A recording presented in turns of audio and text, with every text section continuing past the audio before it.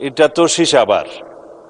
আমরা আমাদের নির্বাচন ইশতেহার অনুযায়ী, জাতির কাছে প্রদত্ত প্রতিশ্রুতি অনুযায়ী এদেশে জুয়া, অনলাইন জুয়া এবং মাদকের বিরুদ্ধে জিরো টলারেন্স ঘোষণা করেছে। আগামী 30 এপ্রিলের পরে, এই মহান সংসদের সেশন শেষ হওয়ার পরে আমরা সমন্বিতভাবে এ বিষয়ে সারা দেশে একটি সুসমন্বিত অভিযান পরিচালনা করব। মাননীয় স্পিকার, এই দেশের যুব সমাজকে রক্ষা করার জন্য এর কোনো বিকল্প নয়। মাননীয় স্পিকার, আপনাকে ধন্যবাদ।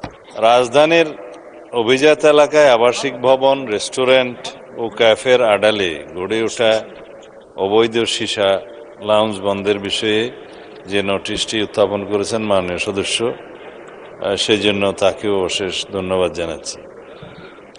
মাননীয় স্পিকার, মাদকদ্রব্য নিয়ন্ত্রণ আইন 2018 সংশোধিত 2020 এই সীসা খ শ্রেণীর মাদক দ্রব্য হিসেবে তফসিলভুক্ত। বর্তমান গণতান্ত্রিক সরকার মাদককে জাতীয় সমস্যা হিসেবে চিহ্নিত করে নির্বাচনী ইশতেহারে স্পষ্ট প্রতিশ্রুতি দিয়েছে।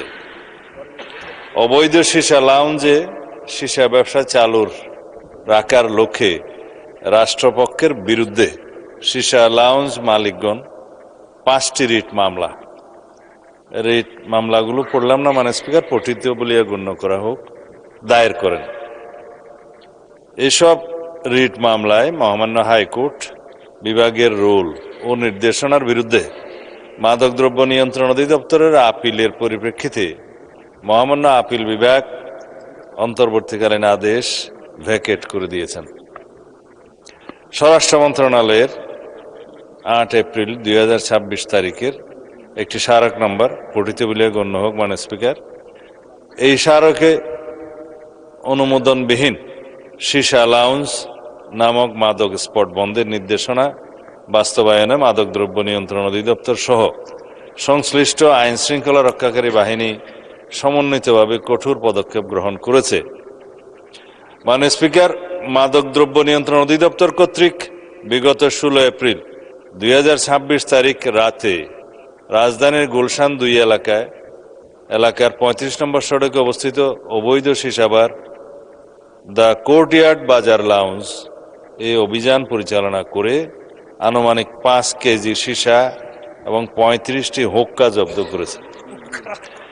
20/4/2026 তারিখে এস লাউঞ্জ রেস্টুরেন্ট নামীয় অবৈধ সীসা লাউঞ্জ অভিযান পরিচালনা করে 4 কেজি সীসা ও 8টি হুক্কা জব্দ করেছে। অবৈধ সীসা লাউঞ্জ সমূহ যাতে নাম ও ঠিকানা পরিবর্তন করে পুনরায় কার্যক্রম শুরু করতে না পারে সেই লক্ষ্যে গোয়েন্দা নজরদারি জোরদার করা হয়েছে এবং সংশ্লিষ্টদের বিরুদ্ধে কঠোর আইনি ব্যবস্থা গ্রহণ অব্যাহত রয়েছে। এর সাথে যে কোনো ব্যক্তি বা প্রতিষ্ঠানের সম্পৃক্ততার অভিযোগ পাওয়া গেলে তা গুরুত্ব সহকারে তদন্ত করে প্রয়োজনীয় আইনানুগ ব্যবস্থা গ্রহণ করা হবে।